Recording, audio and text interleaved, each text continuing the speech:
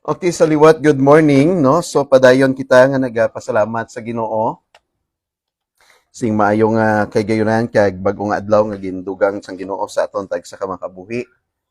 Kag kung sa din makapadayon kita sa pagtuon sa liwat sa mga pulong. Now again, I invite you to open your Bibles in the book of Acts. Let's continue to discuss the last part of Acts chapter 3. In Acts chapter 3,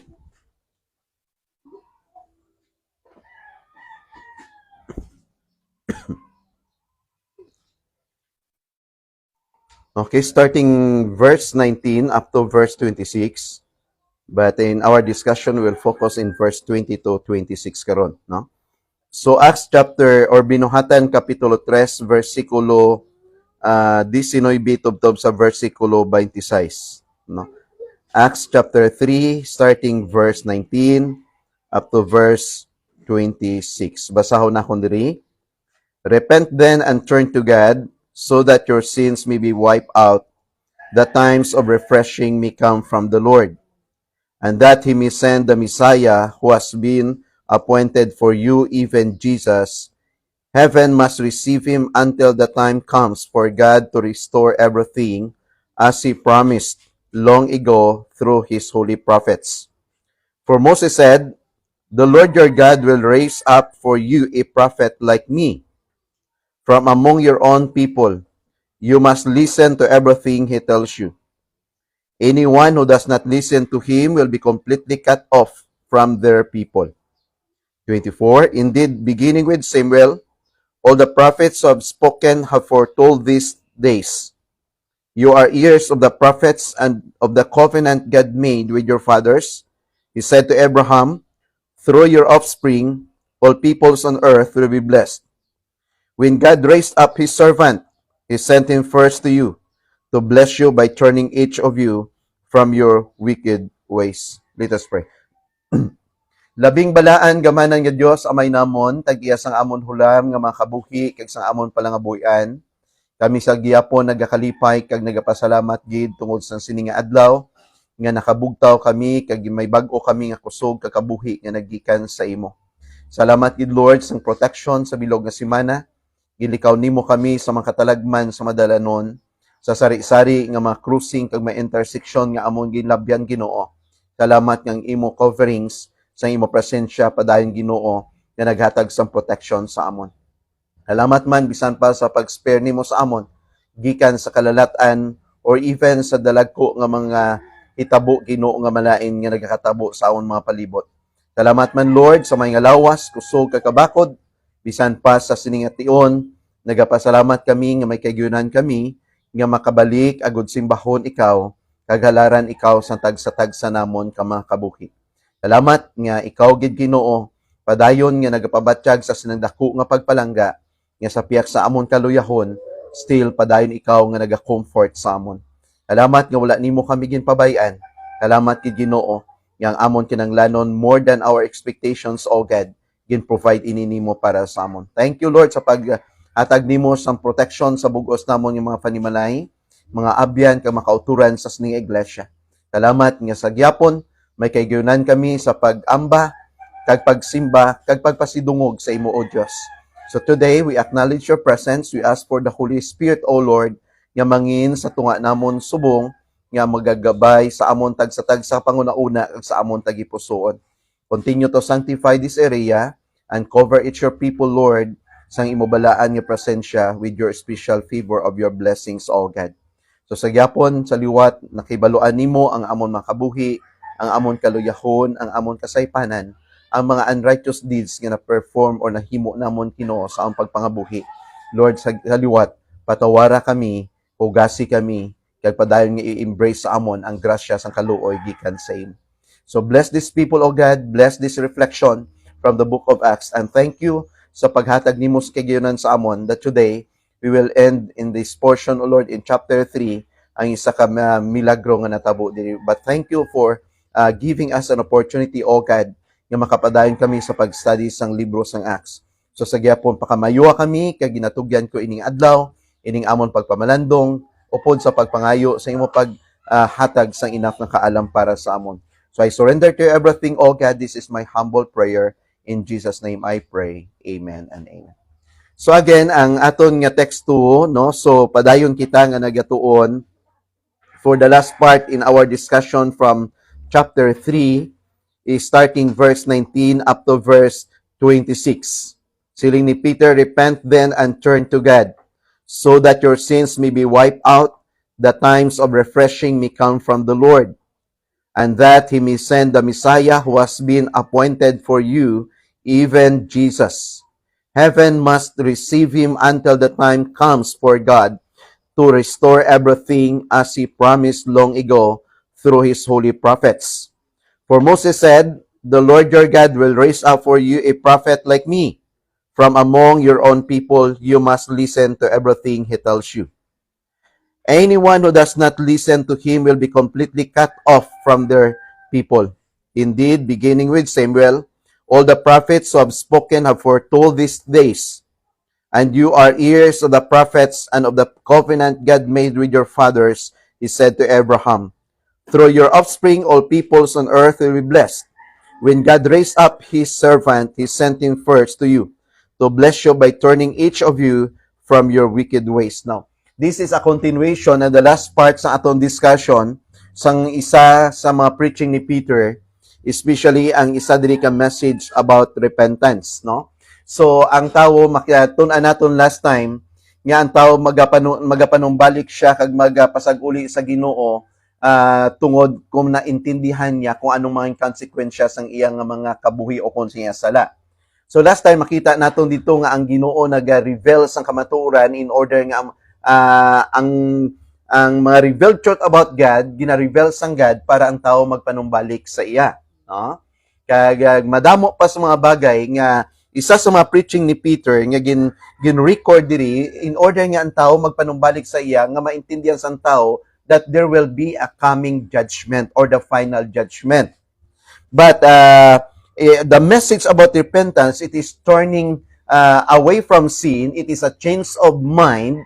Kaamo ito ato ang isa ka reflection nga na-learn naton sa duha ka bata nga ginsugo sang iamay ang nauna nga bata. Anak, kadto ka sa aton uma, no? So obra ka didto. Sabat sang bata, linya hindi ko, no? So he approached the another son kag singganon nga kadto ka to sa aton uma kag mag-obra sabat sang ikaduha nga bata, oo tay. Pero wala sa naglakat. Ang isa naman niyang una to na sing hindi, later on niya malakat ko to kag maobra. Ang pamangkot ni Jesus Christ, diin sa duwa ang nagpati. So ang sabat sa mga Pariseo, yadto ang isa nga nauna. So that's the word, the change of mind. So primero wala siya kabaway sa nag-decide, but later on nakita iya kag na-value ya ang dapat nga himuon niya. So the word repentance, it is also a change of mind, no? So nagbag-o ang iya paino-ino after nga naintindihan niya ang importance sang message nga ginbilin sa iya. So these people again, as a sort of background, ining makatawan, amo ini silang mga tawo nga nangin recipient sang message ni Peter after sang ginatawag naton Pentecost, no? So they asked after the message of Peter nga they crucified their Messiah, they crucified the one nga ginpadala sang Ginoo. So since ang Bible in verse 37 in Acts chapter 2, they cried out, brethren or brothers, what shall we do? No? So natandog sila, convicted sila nga may masala sila nga ginimo nga ang isa nga ginpakita kang isa patay nila amo na tong revelation sang Ginoo para sa ila. That's the Messiah. So naintindihan nila nga amo tong kamatuoran nga gin-reveal sang God. Kag sinin ni Peter, kung hindi ka mo mag-repent, may palaabuton nga judgment. So they cried out, brethren, what shall we do? Amo nang pinakanami nga dapat sa isa ka tawo. Nga sa tapos nga nabatian niya ang mangin konsekwensya sang sala, sa tapos nga mabatian kag maintindihan niya ang mangin destination sang kalagya, may tsansa pa sa yung tao ko makasiling, ti anong himuon ko. Ang sabat ni Peter verse 38, repent. Repent. So, may mga tawo nga nagatudlo nga mas importante ang basis ng salvation sa itong water baptism. That's why they use as a proof text in verse 38. the word water baptism sa ibang mga tao, this is very important tugod amuna makaluwas kag patawad sang sala. Ang makapatawad kag makahugas sang sala hindi tubig, dugo ni Kristo Jesus, no? Kaya importante, the only key to open the door of heaven is the key of repentance. So that's why from Jesus Christ in Matthew chapter 3, 1 and 2, Jesus preached about the repentance sa mga katawan to repent because the kingdom of heaven is near. In chapter 4, verse 17, the man named John the Baptist, he preached, no, anong preaching niya? Repent, no, repent in order nga sa ang kingdom sang heaven magaabot. So, ang mga apostles, Peter, John, even Paul, nag-preach about repentance because repentance is very important. Ang tinaga nga pag ginulsol, importante ni kay bisan pagani subong sa aton mga kabataan ta makahimo sala, hindi ka balo maginulsol, garibeldi pa. Mga tao subong kung may sala sila, instead nga magpaubos kag magpangayo sa patawad sa isa nga na-offend nila, niyati ko ano ako, hindi ko ano gid ang damo sa mga justification, nya kabalo ka na gid nga ikaw ang nagimo sang malain, ikaw na gid nagimo nga gin-offend mo siya.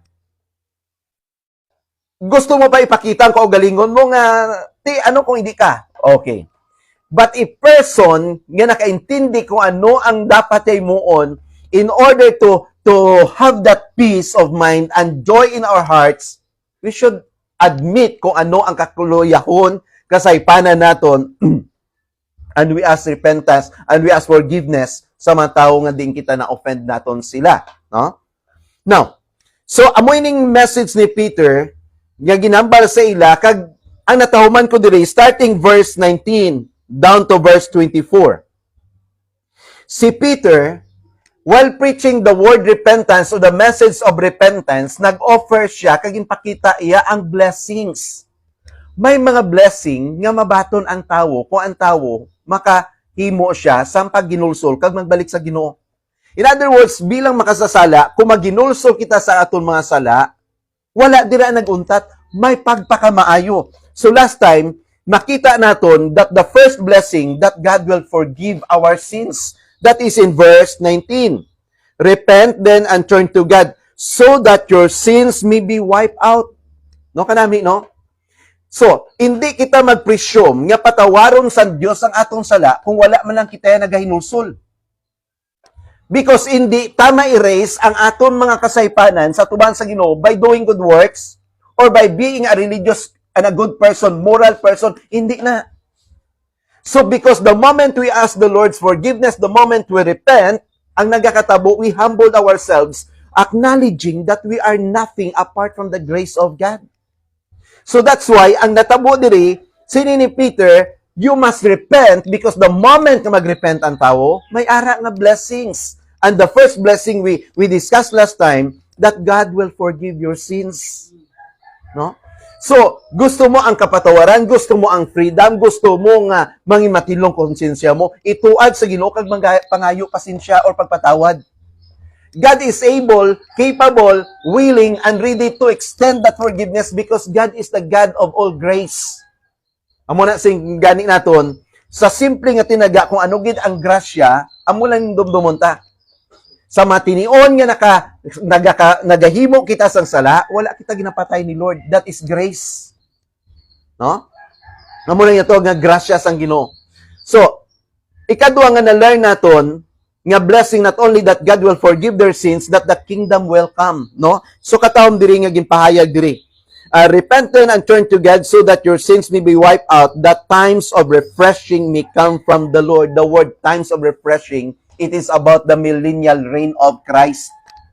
Kaya nakita naton diri nga ang ginatawag naton the kingdom of God nga magaabot, it is the manifestation, kag ba-consider naton sa Bible, this is the 1,000 years of Christ, the reign of Christ here on earth.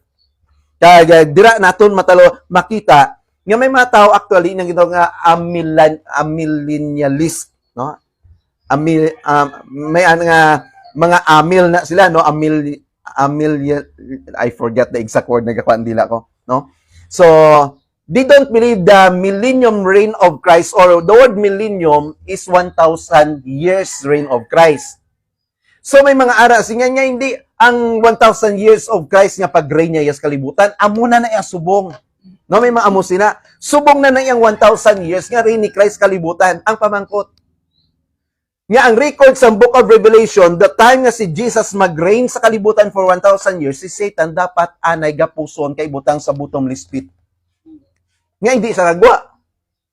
Kung magsiling kita subong nga, now is the 1,000 years nga reign of Christ, makontradict sa 2 Corinthians 4:4 because in Paul that the God of this world, referring to Satan, has blinded the minds of the unbeliever. Sili ni John, the book of 1 John, he is the prince and the power, and he is the one who owned sa sinatawag naton nga kalibutan or the evil system. So in other words, we are looking sa sinatawag naton the reign of Christ, the 1,000 years, since sa iban nga that is only symbolical. Kung ang Bible nag-record sang numbers, may mga record ang Diyos ang number which is number exactly. No, like for example in the Old Testament nga mga kings nagabaton sang tag 1,000 cattle, that is the word 1,000. No? So ang point diri, medyo madalo na po ang point diri, the second blessing is the kingdom of God will come. In other words, someday we will be with Christ when He reigns here on earth for 1,000 years. Kaya nakita naton last time, nga ang mga blessing dito nga bisan pa ang bata, mahampang siya sa buho sang kubra, mahampang siya sa mga manog, hindi siya pagkagton. No? Ang leopard magadwell upod with the lamb. So amo nang mga bagay dira nga man-learn naton nga even in the year known as the 1,000 years of Christ, wala na dira si Prophet Isaiah sa mga depekto ang mga lawas. Kaya ang mga bungol makabati, ang mga bulag makakita na. No? So, that is a futuristic event. Now, let's take a look in verse 20 to 21. Ikatatlo diri nga blessing nga ma-receive naton once the Lord maga-forgive sa aton mga sala, the Messiah, according to verse 20 to 21, will return. Okay, 20 to 21. And that He may send the Messiah. No? That He may send the Messiah who has been appointed for you, even Jesus. Heaven must receive Him until the time comes for God to restore everything as He promised long ago through the holy prophets. No, kanami isang declaration sa verse 20 kag 21. Nya ang mga tawo nga nag-as kag nagpangayo kapatawaran sa ilang mga sala kag ginpatawad sang Ginoo, ari ang hambal ni Peter sila, here's now the blessing. The next blessing that the Messiah will return, because verse 20, He may send the Messiah. So in other words, si Jesus Christ wala pa nag-abot. Kay wala pa natigayon kang natapos ang tanan nga plano sang Dios ara sa verse 20 to 21. Heaven must receive Him. It speaks about His ascension until the time comes for God to restore everything as He promised long ago through His holy prophets. No? So ang sin sa iban, niya kung mag-abot ang tiyon mapalangit nako, hindi na ako magbalik. Para sa ila, there's only one-way ticket to heaven. Pero kung Christian ka, actually, duwag yan ticket ipaibot ihatag ni Lord sa imo, hindi lang one way. Two ways. Nga aman. Kung mapatay ang isa Kristohanon, we will go with Christ in heaven, and the time when Jesus comes back on earth during the millennial reign, we will be with Him. That's why ang record dira bala sang Bible in the book of 1 Thessalonians chapter 4, nga sang Bible, Jesus will send from heaven with His holy angels kag sa mga tawo nga makiswanon ngining kaupod ya. Na ang point diri nga ang ikatatlo nga promise of blessing sa mga tawo nga nagpangayo patawad kag ginpatawad sa Dios, the Messiah will return. No? Amo na siya, He may send the Messiah. No? This is the period of restoring all things. No? Is another name for the future early reign of Christ known as the millennial kingdom. The kingdom will be marked by peace, joy, holiness, revelation of God's glory, comfort, justice, knowledge of the truth, health, prosperity, and freedom from oppression. No? So in other words, in that kingdom of God, when Jesus will come back again, in that kingdom, wala na tuya sang kasubo. No? No need sa ginatawag naton hospitalization or health card. Kaya hindi mo na kinanglanon ang somebody nga maga-comfort sa imo because there will be joy, peace, and prosperity in that place. And that area nga makonsider naton, makita naton ang revelation of God's glory. So kung diin ang presensya sang Ginoo, gina-reveal yang iya pagkabalaan kay ang iya himaya. No, ang Bible nag-record sa tawag naton the glory or the Shekinah glory which referring to the presence of the Lord. So, ano ang ambal diri ni Peter? Tanaw nato ang ambal ni Peter in 2 Peter in chapter 1 verse 21. Siling ni Peter, the prophecy never had its origin in the human will, but prophets through human spoke from God as they were carried along by the Holy Spirit. No, in other words, that God spoke through the prophets proved their teachings were not human speculation but divine restoration. No, so kanami nga makita naton diri. Si Peter nga wala siya nagambal sini by his own. Kundi this is the word of God nga gin-refer sa verse 21. For the prophecy never had its origin in human will. No? Kung nag-prophesy si Peter, niya hindi niya halin sa amon. Hindi kami ning ginsugdan. But prophets, through human, spoke from God as they were carried along by the Holy Spirit. No? Yan itong mga tao ngayon na consider natin controlled, possessed, and filled by the Spirit of the Lord, they prophesied about the future event. No? So, although subong ko tuloko na to, may mga grupo nga still di prophesied. No? May mga prophesia sila kuno nga may nakita sila in the future. But for me, the Bible is already complete. Anong butang nga gusto mo tanawon in the future, it is already recorded in the scripture.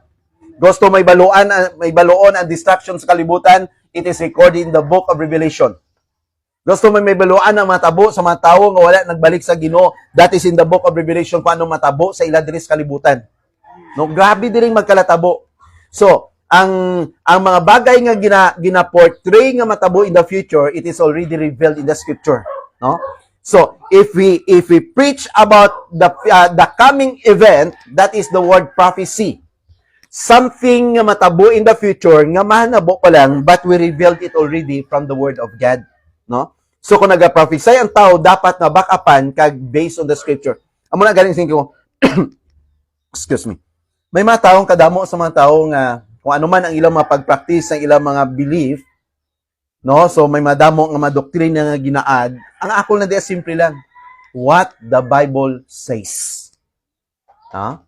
Kung amuning practice mo ang pamangkot, ara bala na sa Biblia o kung wala. Pag wala na sa Biblia, that is human invention. Kung ara na sa Biblia, that is divine intervention. Ginapakita niya sa Ginoo. So, ang nagakatabo subong madamo sa mga grupo nga makita naton sa mga videos sa mga YouTube nya kadamo sa mga katawan nga nagapamati nagatuon sa ila, but if you know your Bible, may mga ginatundo sila which is unbiblical. Pag ang doktrina unbiblical, that is not right. That is wrong. No? So that's why makita naton diri ang nauna that once we ask the Lord forgiveness and the Lord will forgive us, remember, the moment to repent, God will forgive our sins. The moment to repent, the kingdom of God will come. And the third, the Messiah will return. Okay, number 4. Another blessing recorded in verse 20, 22 to 24. No, tanaw natin in Acts chapter 3. May another blessings in recorded in verse 22 to 24. For Moses said, the Lord your God will raise up for you a prophet like me from among your own people. You must listen to everything he tells you. 23. Everyone who does not listen to him will be completely cut off from their people. Indeed, beginning with Samuel, all the prophets have spoken have foretold these days. No katahom sang record diri. Ikatatlo nga makita naton diri or ikaapat, remember that the moment a person repented from their sins, judgment will be avoided. Judgment will be avoided. Ano ang diri? For Moses said, sino ni si Moses? Known as the prophet of God and the person nga gina-consider nga kung may isa sa pinaka-strong nga prophet that time, it was also Moses. No? Why? Tungod this person siya ang nagbaton sa ginatawag naton the commandments known as the Ten Commandments. Niya, for Moses said, ano ang ni Moses? The Lord your God will raise up for you a prophet like me. No? Sino ang gina-refer ni Moses? Ni Moses ang Dios magabayaw siya sang isa ka bag-o nga propeta kasubong sa akon, but Moses believed nga ining prophet nga consider ya like me is greater than him because it refers to Jesus Christ. It refers to Jesus Christ. Nga, the Lord your God will raise up for you a prophet from like me from your own people. You must listen to everything he tells you. Kanong consequence dire kung hindi mamatin tao? Anyone who does not listen to him will be completely cut off from all their people. That is the word judgment. No? That is the word judgment. Indeed, beginning with Samuel. Samuel also was a prophet who anointed King Saul, pero wala sa madamo nga mapropesiya nga na-record sa ginambal ni Samuel. But he was a prophet, Samuel, who appointed and anointed King Saul, and the one who also anointed King David. It was Samuel. Kano ang baldi? Indeed, beginning with Samuel, all the prophets have spoken have foretold these days. It refers to the coming of Jesus Christ. Now, so before that, tanaw naton ang record ni Moses, because ang word nga ginbasa nato in the book of Acts, it is a quotation from the book of Deuteronomy chapter 18, in chapter 18 verse 15. Okay? 18 verse 15, the Lord your God, sila ni Moses, the Lord your God will raise up for you a prophet like me from among you. From your fellow Israelites, you must listen to him. Anong ginimo ni Peter? Peter quoted the Old Testament record. Peter quoted the words of the prophet Moses. Moses, no? So, nakita naton diri nga ining mensahe hindi lang, that's why ni Peter nga hindi niya nag-original sa tao ang prophecy. Halin niya sa Dios. That's why he quoted the word of Moses. As a reminder, the prophet like Moses was generally regarded by the Jews as the Messiah. Ang mga Hudiyo that time, nga amo ang mga audience na nagahambal si Peter, kay nag-quote sa ginambal ni Moses nga ang Ginoo maga-raise up sang prophet like me, ang mga Hudiyo kabalo sila kung sino na ang ginatawag prophet like me. Ang propeta nga ginambal ni Moses kasubong sa akon, ang mga Hudiyo kabalo kung sino kag anong ginanamin. Ginanamin sina ang Misaya magaabot. Kaamuning ginambal ni Peter sa ila, nag-abot na siya, gin-crucify niyo siya. Nag-abot na siya, ginpapatay niyo siya. Anong singgitan nila? Why na kami may mo? What shall we do now? So ginapukpok nilang ilang madugan sa grabe nga kadlo, kakakulba, kagkonsensya nga hindi nila makaya. So they ask, what shall we do? Then ni Peter, repent. So the message of repentance is very important because the only way to save them from destruction, to save them from judgment, and to give them freedom, and to give them peace in their hearts is to repent. That's why ang word nga prophet like Moses was generally regarded by the Jews as the Messiah. Okay, how about in verse 19 in the book of Deuteronomy 18 verse 19? Tanaw naton. I myself will call to account anyone who does not listen to my words that the prophet speaks in my name. No? that the prophet speaks in my name. I myself will call to account, that's the word judgment, anyone who does not listen to my words that the prophet speaks in my name. Anong buot silingon sini? Rejection of the Messiah would result in loss of the covenant blessings. Ang pagrejekar nila kay Kristo ang magadula sa ila sang blessing known as the covenant blessing. Pastor, anong covenant blessing? It is the covenant made by God, promised by God to Abraham. Nga ang imo Abraham henerasyon pakamayuhon ko. Pero ano matabo? Ini nga mga tao, kung mag-rejectar nila ang Messiah, malos nila ang covenant blessing. Grabe ang kwansang Ginoo, no? So remember nga ang gina-record sa Bible, the covenant blessing nga gin-record diri, this is the blessing made or promised by God to Abraham. He made a covenant. In Genesis chapter 12 niya, I will bless you. I will make your name great. And all the nations will be blessed because of you. So that is the covenant blessing. In other words, wala pa matawo ang mahinirasyon nga mag-aabot sa kay Abraham, ginhatag na sa Diyos ang pronouncement of blessing. But you will lose your blessing the moment nga ang isa ka tawo hindi mamati kag magbalik sa Dios. That's why amo ni ding gina-record nga niya, I myself will call to account anyone who does not listen to my words that the prophet speaks in my name. So in other words, rejection of the Messiah would result in loss of the covenant blessing. They will be utterly destroyed from among the people, killed.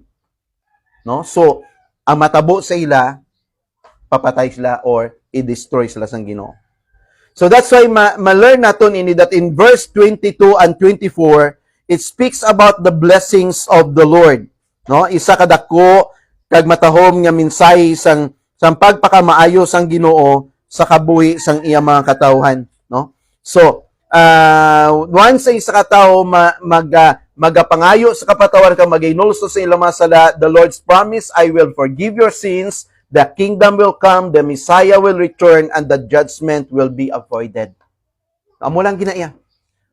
Ma-avoid ang ginatawag naton paghukom sa isa ka tawo nga nagtalupangod ka naginulso sa ilang masala ka nagbalik sa Ginoo. Last one, 25 to 26.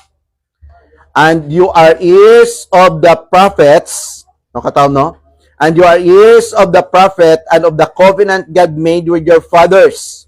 He said to Abraham, through your offspring, all peoples on earth will be blessed. When God raised up his servant, he sent him first to bless you by turning each of you from your wicked ways. So katahom-tahom gid. Nga ang Ginoo ginpahayag giya diri that the blessing will be realized. No, ang isa diri kong in a present application makita naton diri nga sang Ginoo, I will send that is in verse 26. When God raised up his servant. Remember, ang word diri nga servant naton last time. That referring to one person nga na-record ni Peter ang 5 names.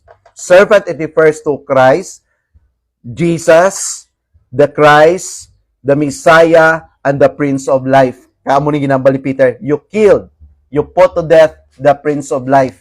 No? So, sa naintindihan nila, nga ini siya referring to one person, sining sa Bible in verse 26, when God raised up his servant, referring to Jesus as the Messiah, he sent him first to bless you. No? So, God's highest purpose to send his son is to bless us, no, in order to bless you and me sa aton nga pagkabuhi spiritually. So blessings will be realized, no? Peter closes on a hopeful note. In spite of their sin of rejecting the Messiah, no? Sin ni Peter ipakita diri nga sa piyak sang ilang masala sa pagredikar sang manluluwas, they were still the sons of the prophets and of the covenant. Katahom-tahom sang gin-record sa verse 25. You are ears of the prophets and of the covenant God made with your fathers. So, in other words, since nga naginulso sila masala, wala na dula ang ila posisyon, kag wala madula ang blessing nga para sa ila. Siri ni Peter, you are is manunubli kamo sang kasubong sa mga propita, kag mga anak kamo sang covenant of God. No? So katahom sang record diri. That in spite of their sin of rejecting the Messiah, they were still the sons of the prophets and of the covenant. They were heirs of the promised covenant blessing, more so than any other generation. God's covenant with Abraham found its ultimate fulfillment in Jesus Christ. No? Ang covenant ni God sa kay Abraham, inatanan masapwan sa subong naton nga pagpangabuhi kag sa mga tawan, it is found its ultimate fulfillment in Jesus Christ. Why? Jesus is the seed of Abraham, in whom all the families of the earth shall be blessed. In whom all the families of the earth shall be blessed. That is in verse 26, when God raised up His servant, He sent Him first to bless you. He sent Him first to bless you. That's blessing still available because of God's grace, mercy, and love for Israel. He did not permanently reject them even when they rejected His Son. No? Kanami gid sa Ginoo. Bisan pa nga ginrejectar nila ang Ginoo, pero wala sila sa gyapon ginreject sang God, still ginpakita silang grasya sang Ginoo. So, tanaw naton ang record in the book of Romans chapter 11 verse 2. God did not reject His people whom He foreknew. Don't you know what Scripture says in the passage about Elijah, how he appealed to God against Israel? No, so ang record in the book of Romans chapter 11, siling sa Biblia in verse 2. No, so katawom sang record diri that God did not reject His people whom He foreknew. No? So God did not reject His people. And we are the people of God. There are times nga na may mga bagay kita nga ginahimo which is not good, which is not pleasing, which is not acceptable before God. But we thank the Lord of this covenant that He did not reject His people. Amen. No, may mga instances kung kaisas kabuhi naton nga kung ara kita sa kadamaan daw ara kita sa status that we deny also our Savior. No? And these people, as part of the recipient of Peter's message, first thing, they rejected the Messiah. They crucified the Messiah. They put to death the Messiah. But we thank the Lord. Tanan-tanan nga ginhimo nila, wala ginbalo sang Dios sa ilang rejectaroman sila. But God is full of mercy and His grace. He did not reject His own people. All the rich blessings of salvation and all the covenant promises were available. Repentance was the only key that unlocked everything. Repentance was the only key that unlocked everything. But tragically, most of Peter's audience refused, aring problema, to repent. Sa kadamo-damo sa mga tao that time nga nagapamati, only few thousands of people ang nagbaton, pero halos gid wala nagbalaton. And because of that thing nga gin-crucify nila according to the prophecy nga ang record in the past after the death of Jesus Christ, I think pagdabot 70 AD, the Jerusalem was sacked or attacked by Titus, the general during the time of Rome nga nag-destroy sang temple, nagpamatay, and during the time more than millions of Jews mao diyo nga ginpamatay. So amo nang nagkalatabo. Why? Because in tanan nga blessings of salvation kag covenant was available and repentance is the only key that unlock everything. Tragically, most of Peter's audience refused to repent. So what was the consequence? Amo to ang pagkapatay sa mga Hudiyo nga sobra 1 milyon Hudiyo ang pamatay. Especially sa time ni Nero, nga kung gusto ni Nero magwa sa iya ginharian, kag luyag nga sanag ang iatubangan sang iya sa iya ginharian, ginapakuha iya mga Kristiyanon kag ginapakrucify kag sindihan nga nagaserve nga mga sulo sa igad sandalan. Amo na kagrabe sa ila sang una. Ang mga Kristohanon, mga believers, ginapanggapos, ginabutang sa kahoy, kag imuon sila nga mga suga or mga sulo sa tunga sa kagabihon. So amo ning natabo. As a result, within the lifetime of many in the audience, the nation would be destroyed. And those who refuse to turn from their sins would find themselves cast out into the outer darkness. So nagkalatabo na ini, but magkalatabo sa palaabuton, yadtong mga tao nga wala nagatalupangod, mga tao nga nakabati sa message ni Peter, wala nagrepent, mga tao nga nagakabuhi sa aton panagon subong, nga nakakita, ka naka-experience na sa kaayo sa Dios, kag sa pagpanumdom sa Dios, pero wala na handong magbalik kag magpakisag-uli sa Ginoo. When death comes, Matthew chapter 8:12, they will be cast out into the outer darkness. Kamo na ang pinakamakaladlok ng mga bagay. Such a fate awaits all those in every age and place who refuse to repent and receive God's gracious offer of salvation in Jesus Christ. No? So, isa ini kadako nga pagpanumdom sa aton nga hindi sa tanan nga panag-on ang grasya sa Dios magapadayon. There will be a time nga ang tanan-tanan nga opportunities, tanan-tanan nga mga chances or even blessings of salvation may katapusan para sa tao. But as long nga wala pa natapos ini, the grace of God padayon nga gina-extend sa mga katawhan. But in the time of Peter, those who refuse to repent, nagsuffer sila sang consequence. And in the future, those who refuse to repent and return to the Lord, someday, Jesus Christ said, they will be cast out into the outer darkness, that there will be weeping and gnashing of their teeth. So church, pasalamat kita sa Ginoo. Nga nabato naton ang madamo nga mga pagpakamaayo, the blessings sa kabuhi sa isa ka tawo nga naginulsol, your sins will be forgiven, the kingdom of God will come, the Messiah will return, the judgment will be avoided, and the blessing will be realized. That is only in Jesus Christ. Let us pray. Nagapadayon kami sa pagpasalamat kag sa pagdayaw sa imo Dios sa singation sang kay gayunan.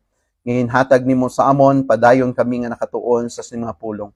Thank you sa sining mga pagpakamaayo sa mga tawo sa amon nga naginulsol sa amon mga kasaypanan, nagpanumbalik sa imo Ginoo. We receive these blessings, O God. Yang amon Ginoo mga sala imo ginpatawad, mangin kabahin kami sa imo paghari sa sining kalibutan, not only in this earth, but even in your kingdom, O God. Because ang Bible nagasiling, we are also heirs of Christ. And we belong also to the covenant of promise. Lord, continue to bless this church. Continue to bless these people. Nga sa gyapon, isa ini kadako nga reminder sa amon that those who refuse to repent, ang nagkalatabo Ginoo, gin-destroy sila. That was AD 70 AD, O Lord. Nga isa ka worst nga scenario sa history sa Modeo, that there were more than 1 million Jews ang ginpamatay, part of the consequence of their rejection. But still today, O Lord, we know that the blessing or the grace of salvation, the grace nga gin-extend nimo Ginoo, and the opportunity and the availability sa sinaggrasya still sa gyapon gin-extend sa mga katawan. But someday, somehow, that those who refuse, they will be cast out into the lake of fire, that there will be weeping and gnashing of their teeth, because that's part of their judgment or the final judgment. Lord, thank you so much. We honor you, we glorify you, and we bring back the glory that belongs to you. This is my humble prayer. In Jesus' name I pray. Amen and amen. Again, thank you very much. The Lord continue to bless us, and to God all be the glory. Again, good morning.